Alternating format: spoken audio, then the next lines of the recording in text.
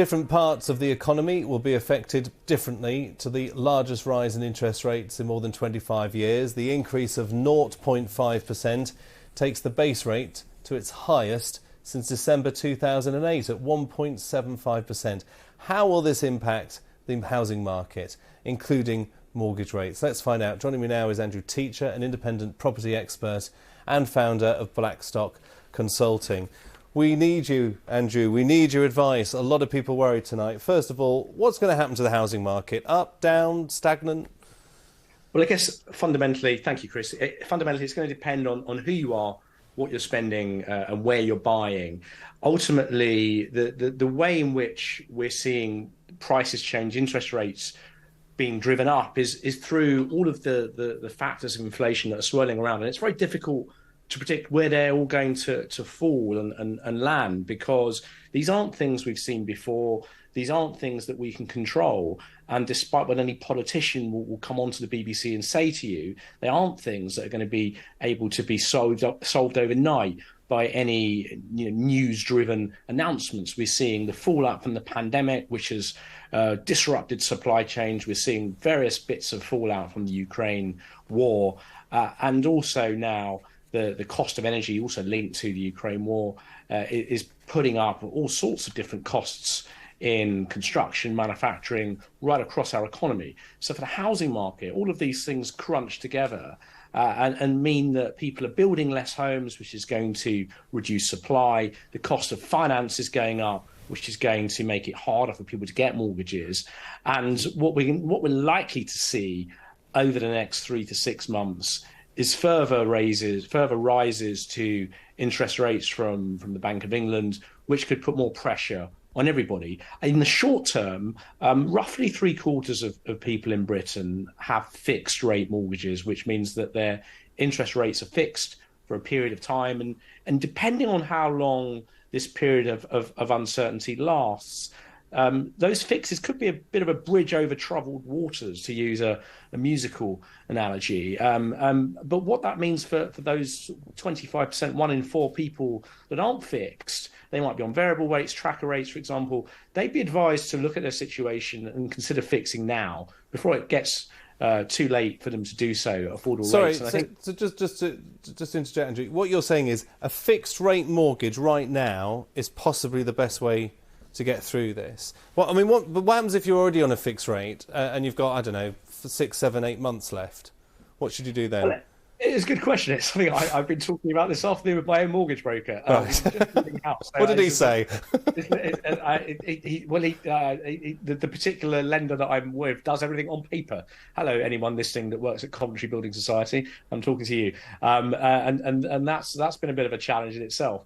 Lack of innovation in the mortgage lending industry. But it's a good question, and ultimately it's going to the answer. There's no straight answer. There's no easy answer, because the specifics will be quite personal, and depending on the terms of your agreement, you might have an early repayment charge that you'd have to make in order to exit an ongoing agreement, and you'll have to weigh up the costs of doing so versus the savings you may make, and that's going to require taking a bit of a punt, because we don't really know where rates are going to end up. They could end up 3%, they could end up 3.5% potentially in the next 12 months, and that could have a real impact on how the market starts to function. Yeah. I mean, typically, we've seen the pound the pound has taken quite a beating in recent months, and that historically has been quite good for the property market, because it makes it easier and cheaper for for foreign investors to come in and buy up housing. But that doesn't necessarily help people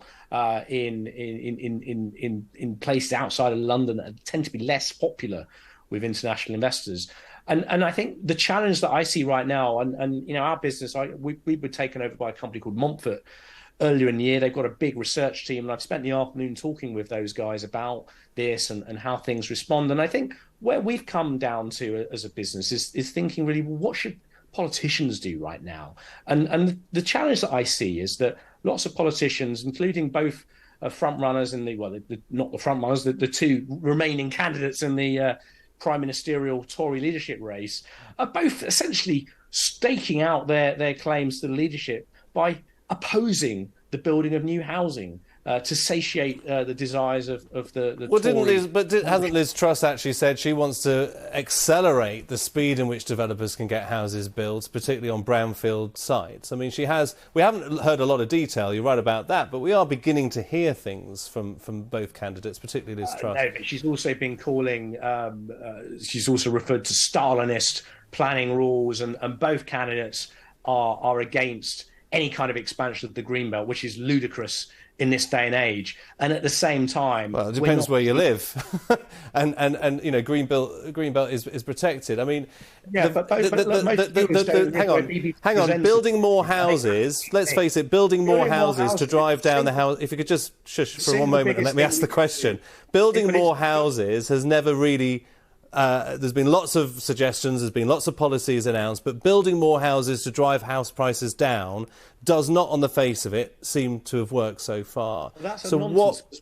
We've never done it, I'm not saying building houses in its own right is a solution to it, but the reason we've never done it, Chris, is partially because of these ideological things that we have against building more homes, and this desire that everything should be done locally. We're totally afraid in this country to take long-term policy decisions that will have a benefit to society. And I give you the case of energy. Look at where we are with energy. The reason we're in this energy crisis now is because we have no energy independence. We've dividend-dallied for decades on nuclear, and if we built a lot of the nuclear power stations proposed 20 years ago, we would have many fewer problems than we have now. On the housing front, again, we need to depoliticize this. We need to take it out of politics, because ultimately no politician is ever going to win votes by saying, hey, yeah, come and build in my constituency. We've seen that in Amersham by-election. These things lose. Not in my backyards. That is the problem, isn't it? It's just not easy. There's three simple words that I think that whoever wins... Briefly, if you can. They're very brief, Chris. Please. 3 words. Build, build, build. There you go. Thank you very much. Andrew, obviously you have plenty to say on the subject. It was nice to be able to ask you a question or two. Thank you for your time. Now, let's just bring you some other news.